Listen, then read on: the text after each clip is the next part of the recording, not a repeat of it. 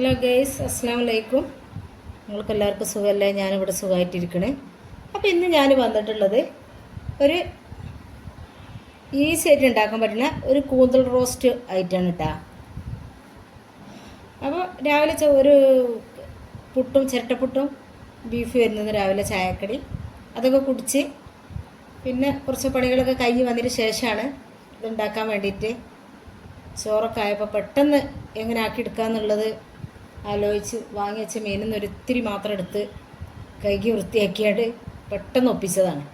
അപ്പോൾ അതിന് വേണ്ടിയിട്ട് ഞാൻ കുറച്ച് കൂന്തൽ എടുത്തിട്ട് കഴുകി വൃത്തിയാക്കി ഒരു ശകലം മഞ്ഞൾപ്പൊടിയും ഉപ്പും ചേർത്തിട്ട് ഒരു ശകലം വെള്ളമൂടി ചേർത്തിട്ട് ഒന്ന് അടുപ്പത്ത് വെച്ച് വെറും 5 മിനിറ്റ് ഒന്ന് തിളപ്പിച്ചെടുത്തു. 5 മിനിറ്റ് ആയപ്പോഴത്തേന് അടുപ്പത്ത് വെക്കലും ഇറക്കലൊക്കെ കഴിഞ്ഞു. അത്ര സമയം ഉപയോഗിച്ചിട്ടുള്ളൂ. പിന്നെ ഞാൻ ഒരു ചട്ടി അടുപ്പത്ത് വെച്ച് ഒരു സവാള അരിഞ്ഞത് കുറച്ച് വെളിച്ചെണ്ണ ഒഴിച്ച് കൊടുത്തിട്ട് ഒരു സവാള അരിഞ്ഞത് അതിലേക്ക് ഇട്ട് കൊടുത്ത് പിന്നെ ഞാൻ അത് വീഡിയോ കുടുങ്ങാതിരുന്നാണ് കേട്ടോ. ചുവന്നുള്ളിയും വെളുത്തുള്ളിയും ഇഞ്ചിയും കുറച്ച് ചതച്ചത് ഇട്ട് കൊടുത്തിട്ടുണ്ട്. പിന്നെ അതിൻ്റെ ശേഷം അതിലേക്ക് പച്ചമുളകും തക്കാളി അതിട്ട് കൊടുത്ത് പിന്നെ അതിന് ശേഷം കുറച്ച് വേപ്പിലയാണ് ഞാൻ ചേർത്ത് കൊടുക്കുന്നത്. അപ്പോൾ അതും കൂടി ചേർത്തിട്ട് നല്ലതുപോലെ വഴറ്റിയെടുക്കുക. നല്ലതുപോലെ വഴറ്റിയെടുത്ത് കൂടുതൽ മസാലകളൊന്നും ഇപ്പോൾ ഇതിൽ ചേർക്കണില്ല.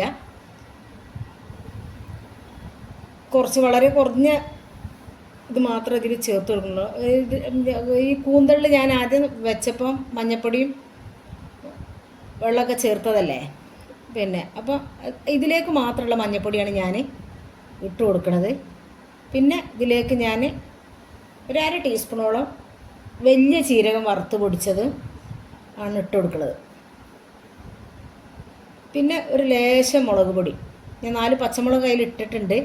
പിന്നെ അത് ഓരോരുത്തരുടെ എരിവിനനുസരിച്ചൊക്കെ ചേർത്ത് കൊടുക്കുക. അത് ചേർത്ത് നല്ലതുപോലെ വഴറ്റിയിട്ടെടുക്കുക. വേഗമായി കിട്ടാനും അതും പറ്റും, നമ്മൾക്ക് പണി എളുപ്പമാക്കാനും അതും ഇത് പറ്റണ ഒരു ഇതാണത്. അപ്പോൾ ഞാൻ വേഗമായി കിട്ടാൻ വേണ്ടിയിട്ടാണ് ഞാനിതിങ്ങനെ ചെയ്തത്.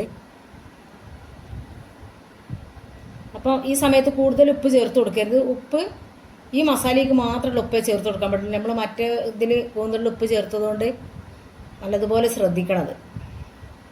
അല്ലാതെ ഉപ്പ് ഇതിലേക്ക് ഇട്ട് കൊടുത്തിട്ട് പിന്നെ വെല്ലുവിളി ഒഴിച്ച് വരുമ്പോൾ ഉപ്പ് കൂടും.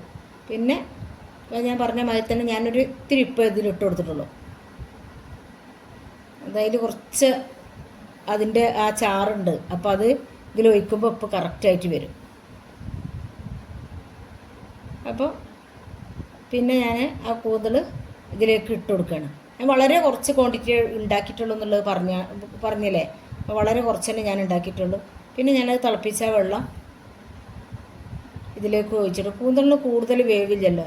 പഴയ ആൾക്കാരൊക്കെ കൂടുതൽ ചെമ്മീൻ കൂന്തലൊക്കെ വേവിക്കും.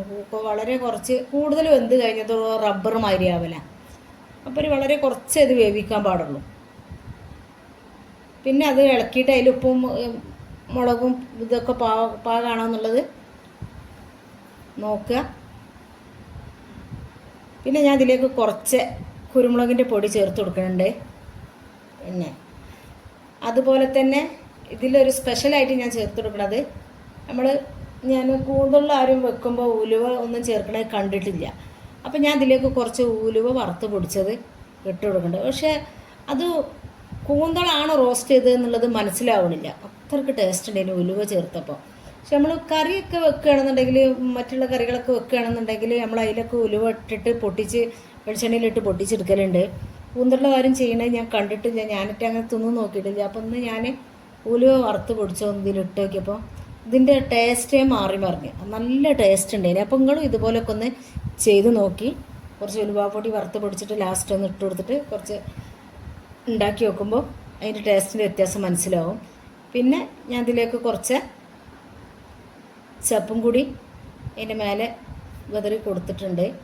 ഇനി ആവശ്യമുള്ളവർക്ക് ഇതിൻ്റെ മേലെ കുറച്ച് പച്ച വെളിച്ചെണ്ണയും കൂടി ഒഴിച്ച് കൊടുക്കുക. ഞാനതൊന്നും ഒഴിച്ചിട്ടില്ല കേട്ടോ. ഞാൻ ഈ ചപ്പ് മാത്രം എടുത്ത് കുറച്ച്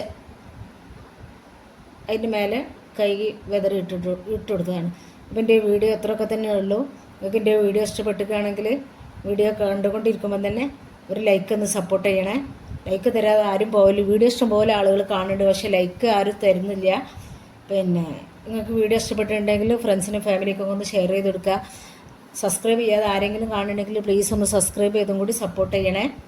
നിങ്ങളെ സപ്പോർട്ട് ഉണ്ടെങ്കിൽ നമുക്ക് മുന്നോട്ട് പോകാൻ വേണ്ടി പറ്റുള്ളൂ. ഓക്കെ.